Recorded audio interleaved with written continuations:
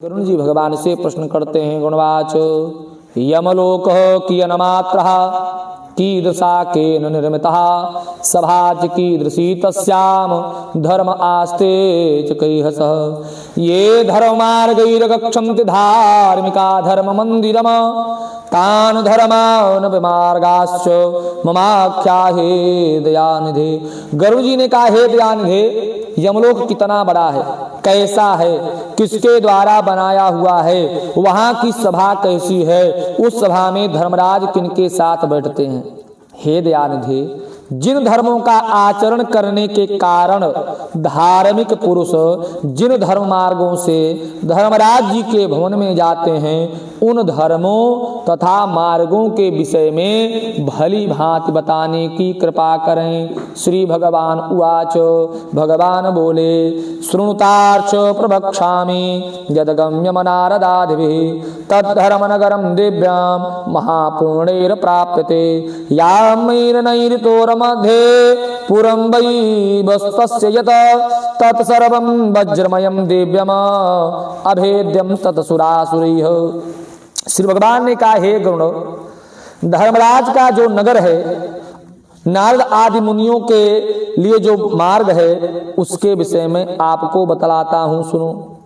धर्मराज के नगर को महापुण्य के प्रभाव से ही प्राप्त किया जा सकता है। दक्षिण दिशा और नैऋत्य कोण, यानी दक्षिण और पश्चिम का जो कोना होता है उसको नैऋत्य कोण कहते हैं। दक्षिण और नैऋत्य कोण के मध्य में वह वैवस्वत नियम का नगर है। वो संपूर्ण नगर वज्र से बना हुआ, वज्र के समान है, अभेद्य, कोई तोड़ नहीं सकता। उस नगर में प्रवेश करने के लिए जो नियम बनाया गया है, उस नियम को जो पूर्ण करेगा वही उस नगर में प्रवेश कर सकता है, नहीं तो उस नगर की दीवार को देवता या दानव कोई भेद नहीं सकते हैं। चतुरस्रम चतुर्द्वारम उच्च प्रकार वेष्टितम योजनानां सहस्रम ही प्रमाणेन तदुच्यते तस्मिन् पुरे स्थे सुभगम चित्रगुप्तस्य मंदिरम पंचविंशत संख्याकैर एक योजनैर्विशतायम। वो जो नगर है धर्मराज का, वो चौकोर है, यानी 4 द्वारों वाला है, ऊंची 6 दीवारी से घिरा हुआ है, 1000 योजन प्रमाण में कहा गया है। उस पुर में बड़ा ही सुंदर चित्रगुप्त जी का मंदिर है, जो 25 योजन लंबा 25 योजन चौड़ाई में फैला हुआ है और उसकी ऊंचाई 10 योजन है। लोहे की अत्यंत दिव्य 6 दीवारी से घिरा हुआ है। वहां आवागमन के लिए सैकड़ों गलियां हैं और वह गलियां, उन गलियों में ध्वजा पताका विभूषित हो रही हैं। वहां विमानों के समूह वह विमानों के समूह से घिरा हुआ है और गायन वादन से निरंतर निनादित होता रहता है। चित्र बनाने में बहुत ही निपुण कुशल देवताओं के जो शिल्पी हैं, चित्रकार हैं, उनके द्वारा दीवारों पर सुंदर सुंदर चित्र उकेरे गए हैं।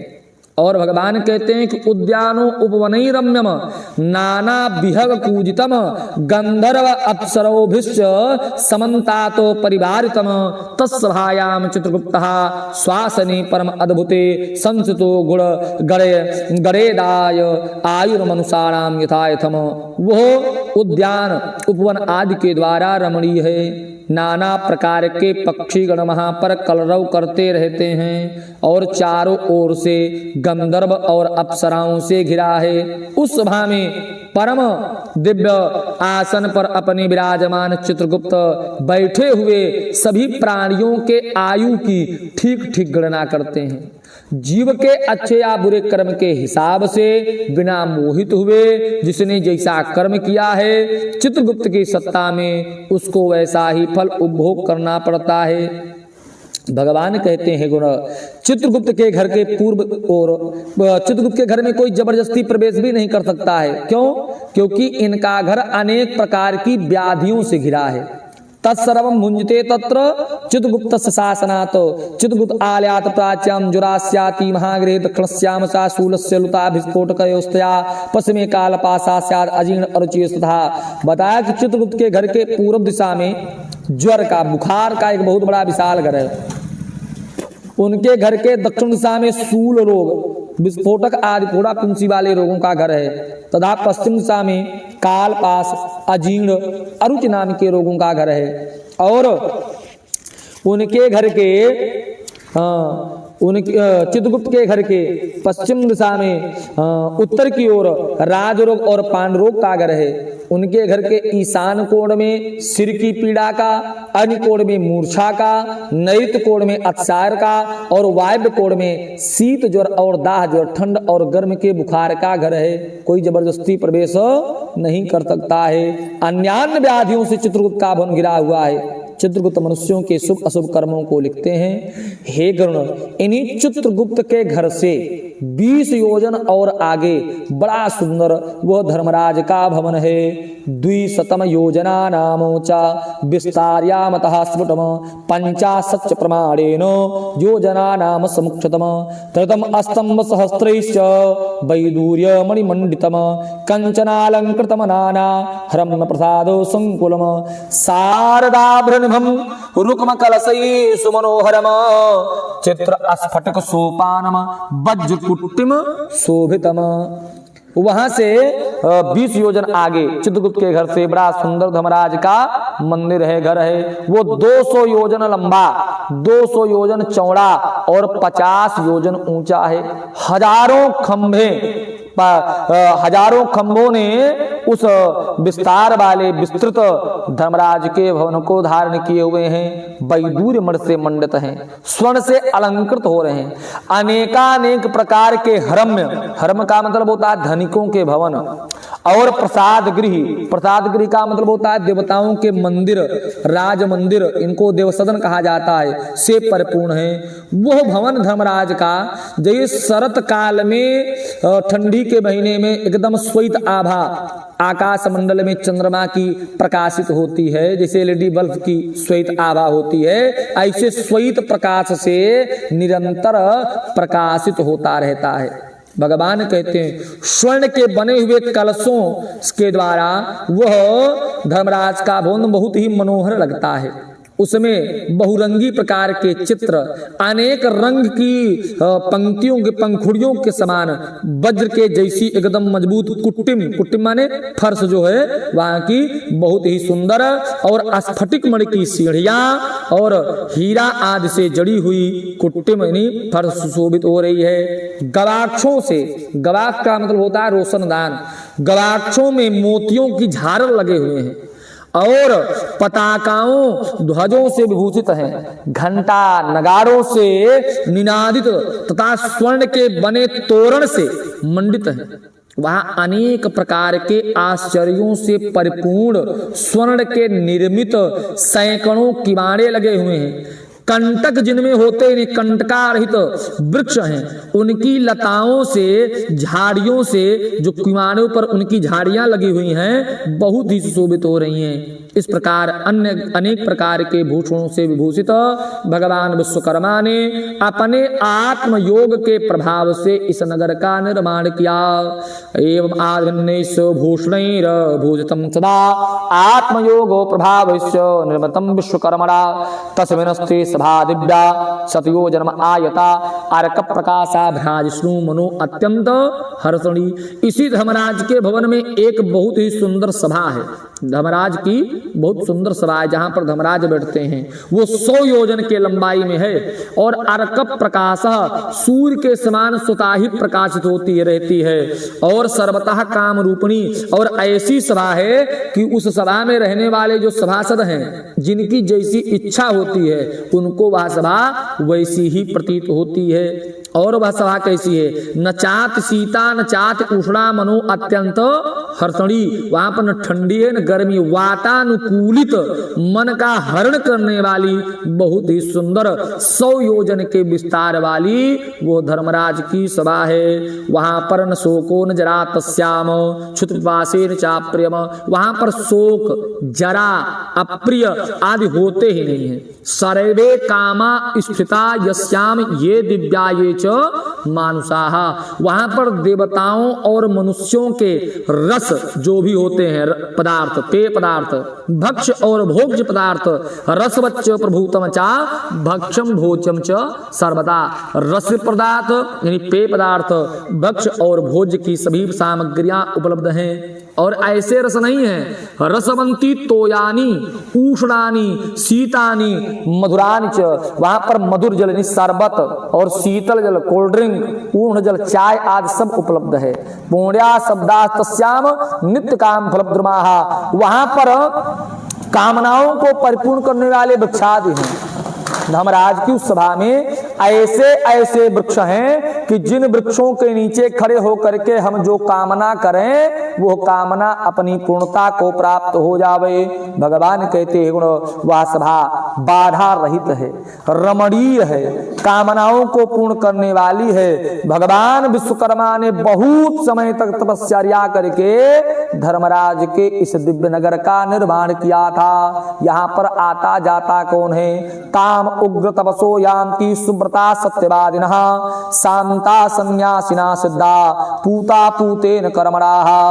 बताया कि इस सभा में सुव्रती, सत्यवादी, शांत, सन्यासी, सिद्ध और पवित्र कर्म के शुद्ध विशुद्ध हुए जीव जाते हैं। उन सभी का देह तेजोमय होता है, स्वताई प्रकाश होता रहता है। वे आभूषण आदि से अलंकृत निर्मल शुद्ध वस्त्र से युक्त होते हैं तथा अपने किए हुए पुण्य के कर्मों के कारण वहां पर विराजमान होते हैं। वहां पर अपने सिंहासन पर भगवान धर्मराज उसी सभा में बैठे हुए हैं। उन धर्मराज का रूप स्वभाव क्या है तो बताया कि 10 योजन विस्तीर्ण सर्वरत्न सुमंडिते उपविष्ट सताम श्रेष्ठ छत्रशोभित मस्तका कुंडलालंकृता श्रीमान महामुकुट मंडितः सर्व अलंकार संयुक्तो नीलमेघो समप्रभा बालवदन हस्ताभिर्विश्वबीजदाः।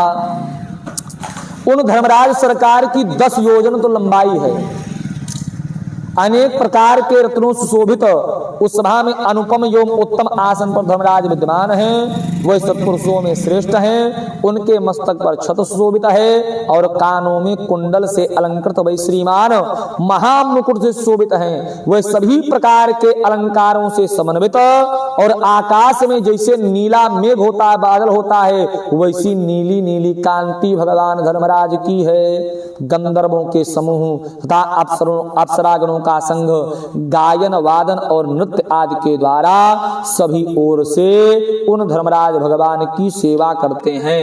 पास पास माने रस्सी से प्राण खींचा जाता है जिनका पास लिए हुए हाथ में मृत्यु और बलवान कालता विचित्र आकृत वाले चित्रगुप्त एवं कृतांत के द्वारा वे सेवित होते रहते हैं। भगवान कहते गुरु जी उनकी उस सभा में बड़े बड़े हेगराज उनकी उस सभा में अग्नि सुवात सोमप ऊष्मप सुधावान भैरकद मूर्तिमान तथा अमूर्तिमान जो हमारे पितृगण हैं अरमा आदि वे मूर्तिमान पितर हैं, वह सब मुनियों के साथ उसी सभा में धर्मराज भगवान की उपासना करते हैं। इस सभा में बहुत सारे ऋषिगण भी रहते हैं। कौन कौन ऋषि तो बताया कि अत्रि, वशिष्ठ, पुलह, दक्ष, क्रतु, अंगिरा, जमदग्नि, परशुराम, भृगु, पुलस्त्य, आगस्त्य, नारद ये ऋषिगण तथा अन्य भी बहुत सारे ऋषिगण पवित्र कर्म कर चुके हैं जिनकी संख्या और नाम उनके गुण कर्म के आधार पर की ही नहीं जा सकती है। भगवान ब्रह्मा के आदेश के अनुसार व्याख्याभिर धर्मशास्त्राणाम निर्णेतारो यदायतम सेवन्ते धर्मराजमते शासनाथ परमेशना। धर्मशास्त्रों की व्याख्या करने वाले निर्णेता गण ब्रह्मा की आज्ञा के अनुसार धर्मराज की सभा में पहुंच करके निरंतर उनकी सेवा करते रहते हैं। इस सभा में बड़े बड़े सूर्यवंशी और चंद्रवंशी राजागण भी रहते हैं। मनुर्दलीपो मानधाता सगरस्य भगीरथा अम्बरीशो अनरणस्य मुचकुंदोन्मि प्रथो यात्र नुसा पुदुष्यंत नलः भरतः शांतनु पांडु सहस्त्रार्जुन एवचा एते राजत्र्या पुण्याः कीर्तमन्तो बहुसुताः इष्टभाव बहुत बहु अस्मेधा जिता धर्म सभासदाः सभायां धर्मराजस्य धर्म एव कुरुते नात्र पक्षपातोस्ति ना नर्तम न च मत्सरहा। भगवान कहते कि हे गरुण जी, इस सभा में महाराज मनु, दिलीप, मानधाता, सगर, भगीरथ, अम्बरीश, अनरण्य, मुचकुंद, निमि, प्रथु, ययाति, नहुस, पुरु, दुष्यंत तथा शिव, नल, भरत, शांतनु, पांडु, सहस्त्रार्जुन, ये राजागण, अन्य भी बहुत सारे कीर्तिशाली, बहुत से अश्वमेघाद यज्ञ कर चुके हुए जो राजागण हैं, वे सब भगवान ब्रह्मा की आज्ञा से निरंतर सभासद पद पर बैठ करके धर्मराज की सेवा करते रहते हैं। हे गुण, धर्मराज की ऐसी दिव्य सभा है जहां पर इतने बड़े बड़े अमलात्मा, महात्मा और बड़े बड़े कीर्तिशाली राजागण रहते हों, तो वहां पर अधर्म कैसे प्रवेश कर सकता है? धर्मराज की सभा में एकमात्र धर्म ही प्रवृत्त होता है। वहां पर कोई झूठ नहीं बोलता है, कोई किसी से द्वेष नहीं करता है, वहां पर अप्रियाद नहीं होता, कोई पक्षपात नहीं करता है। वहां पर सत्यवादी लोग धर्मराज की निरंतर सेवा करते रहते हैं। इस धर्मराज की सभा में 3 दरवाजों से जो लोग जाते हैं वही पहुंच पाते हैं। आपत्तिदायक, दुखदायक, जहां पर भड़भूंजे करा की जैसी गर्म रेत बिछी हुई है, जिस मार्ग में जहां अन्न जल कुछ नहीं है, ऐसे आपत्तिदायक दक्षिण द्वार के मार्ग से जो पाप कर्म करके जीव जाते हैं, गरुण जी उनको यह सभा दिखाई भी नहीं पड़ती है। इस सभा में पूर्व, उत्तर, पश्चिम इन 3 दरवाजों से जो धर्मात्मा जीव जाते हैं वही पहुंच पाते हैं।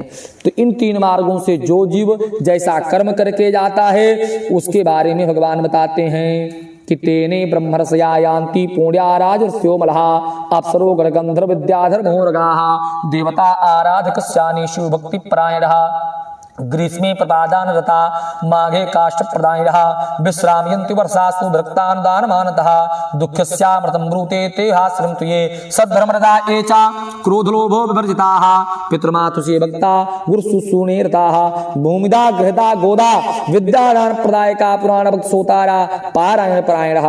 भगवान कहते हैं पूर्व का जो मार्ग है उस मार्ग में पहला मार्ग है पुरुषा का, और इस मार्ग में बताया कि पारिजात के वृक्ष की छाया से आच्छादित रत्नों के द्वारा निर्मित बड़ा सुंदर मंडप है। जगह जगह पर मार्ग में विश्राम करने के लिए स्थान बनाया गया है। प्रेत 247 योजन की एक दिन में यात्रा करता है। 1 वर्ष का समय लगता है यमराज की पुरी में पहुंचने के लिए। पृथ्वी से यमराज की संयमनी नाम की पुरी की दूरी है 99,000 योजन। यदि बैतरणी नदी को छोड़ दिया जाए तब 86,000 योजन की दूरी पर यमराज की संयमनी नाम की पुरी है, जिसमें प्रेत को प्रतिदिन 247 योजन की यात्रा करनी पड़ती है।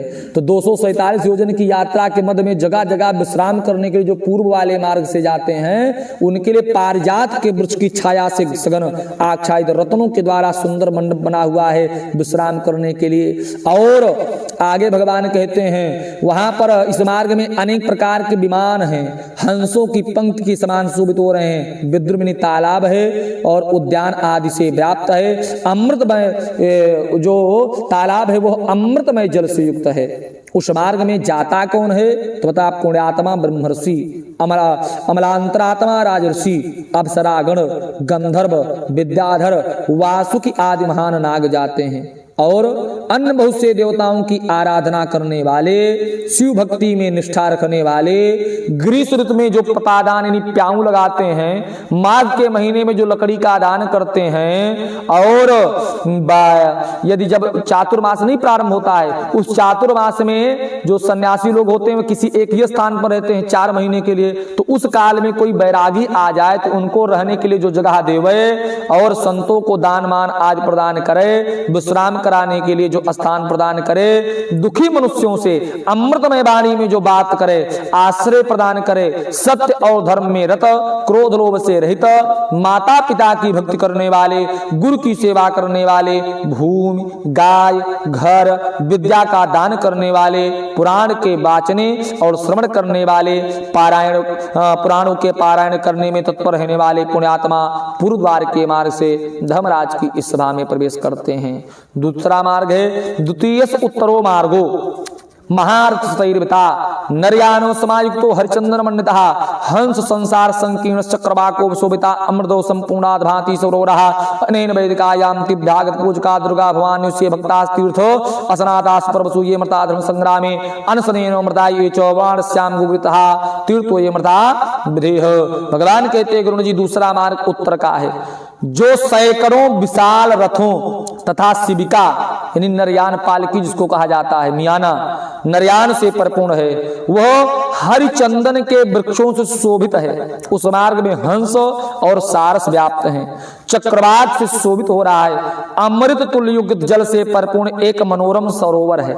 इस मार्ग में वैदिक अभ्यागतों की पूजा करने वाले, सूर्य के भक्त, पर्व में तीर्थ पर स्नान करने वाले, धर्म संग्राम में था अनशन करके जो मृत्यु का वर्ण करते हैं, वाराणसी में गौशाला में अथवा तीर्थ जल में विधिवत जो प्राण का त्याग करते हैं, ब्राह्मण अथवा अपने स्वामी के कार्य के निमित्त तीर्थ क्षेत्र में मरने वाले, जो देव प्रतिमा आदि के विध्वंस होने से बचाने के प्रयास में प्राण त्याग करने वाले हैं, योगाभ्यास में जो प्राण का त्याग करते हैं, सुपात्र व्यक्ति की जो पूजा करते हैं तथा नित्य महादान करने वाले वे व्यक्ति उत्तर द्वार के से धर्मराज की सभा में प्रवेश करते हैं। तृतीय पश्चिमो मार्गो रत्न मंदिर मंडतः सुधा रसदा पूर्ण दीर्घाभिराजितः ऐरावत क्रोधभूतम मत्तमातंग संकुला उच्चै सर्वसंपन्न हैरत समन्विता एनात्मरायान्ति सहस्रात् प्रचंडकानन विष्णु भक्तास गायत्री मंजावका परहंसा प्रदव्य प्रभात प्रांगमुखाः स्वादान नृता संतः सांगनिका वेद पाठका ब्रह्मचार बद्धरा वान प्रस्तोत पद्मना श्रीपा संन्यास प्रासम लोष्टो कांचनाः ज्ञान वैराग संपन्ना सर्वभूति तीर्थाः विष्णु शिव व्रतकरा कर्म समर्पकाः ऋणैस्त्रिभिर्विमुक्ता पंचकृता सदा पितनाम श्राद्धा तारा काले संध्याम उपासकाः।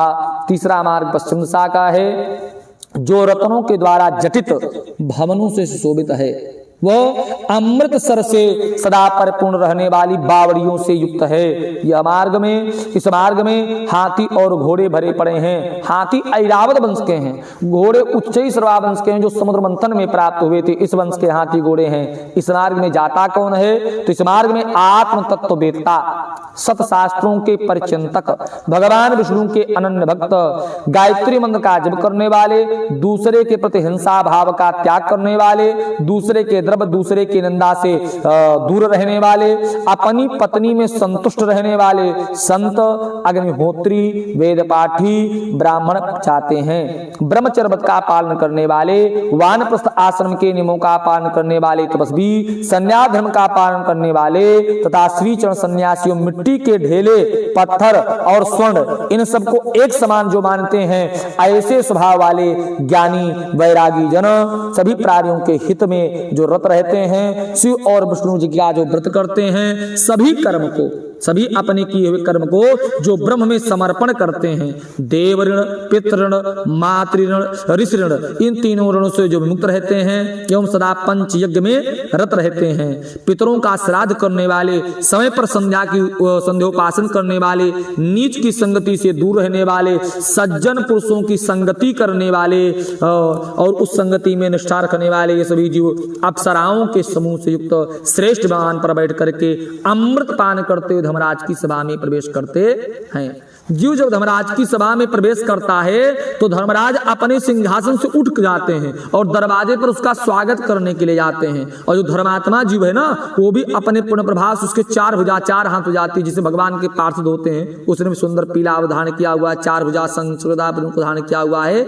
ऐसे धार्मिक जनों के साथ इसने हाथ मित्रम बदाचरित, और वही धर्मराज प्रेम पूर्वक मित्रवत व्यवहार करते हैं और सिंहासन करते, उसको बैठने के सिंहासन प्रदान करते हैं। नमस्कारम करोचा, धर्मराज धर्मात्मा को नमस्कार करते हैं, पादार्घम करते, उसका पैर धुलते हैं, पश्चात पूजते चंदनादि भी, और चंदन आदि से यथा उचित धर्मराज धार्मिक जनों की पूजा करते हैं। और वह धर्मराज किसी धार्मिक जन को जब अपनी सभा में प्राप्त करते हैं तो अपने इन बड़े बड़े कीर्तिशाली, बड़े बड़े राजर्षि गण से और अमरात्मा महात्माओं से कहते हैं कि भो नमस्कुर्वन्तु भो सभ्याः ज्ञानिनां परम आदरात् एष मे मंडलम भित्वा ब्रह्मलोकम प्रयासति भो भो बलिपदां श्रेष्ठ नरकक्लेशभिर्भा भवद्भिः सातम कुंडल दैवत्वं सुखदायकम्। धर्मराज कहते हैं, हे सभासदों, इस ज्ञानी को परम आदर पूर्वक आप लोग नमस्कार कीजिए। ये हमारे मंडल को भेद करके ब्रह्मलोक में जा रहे हैं। हे बुद्धिमानों में श्रेष्ठ और नरक की यातना से भयभीत रहने वाले पुण्यात्माओं, आप लोगों ने अपने पुण्य रूपी कर्म अनुष्ठान से सुख प्रदान करने वाले दैवत्व को प्राप्त किया। बहुत ही दुर्लभ है मनुष्य योनि को प्राप्त करना। उसको प्राप्त करके जो नित्य वस्तु धर्म का साधन नहीं करता वो घोर नरक में जाता है। और उससे बढ़कर जो अचेतन अज्ञानी और कौन है। अस्थिर शरीर और अस्थिर धन आदि से कोई बुद्धिमान मनुष्य स्थिर धर्म का संचयन करता है। इसलिए सभी प्रकार के प्रयत्न को करके धर्म का संचय करता हुआ आप लोग सभी का भोगों से परिपूर्ण हे पुण्यात्माओं स्वर्ग में निवास करें।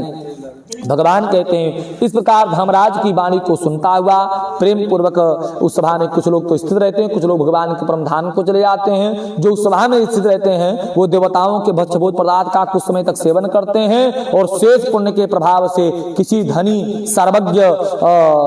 धनी के घर में सर्वज्ञ सुबुद्धवान गुणवान भाग्यवान होकर के जन्म प्राप्त करते हैं और बाल्यकाल में ही सभी विद्याओं को पढ़ जाते हैं। युवावस्था में सुंदर स्त्री के साथ विवाह होता है और वृद्धावस्था में आत्मा का चिंतन करके पुनः वे मोक्ष पद को प्राप्त करते हैं। श्री गुण पुराणे सारद्वारे धर्मराज महात्म्य नारायण चरण कमल अर्पणमस्तु। बोलो गदाधर भगवान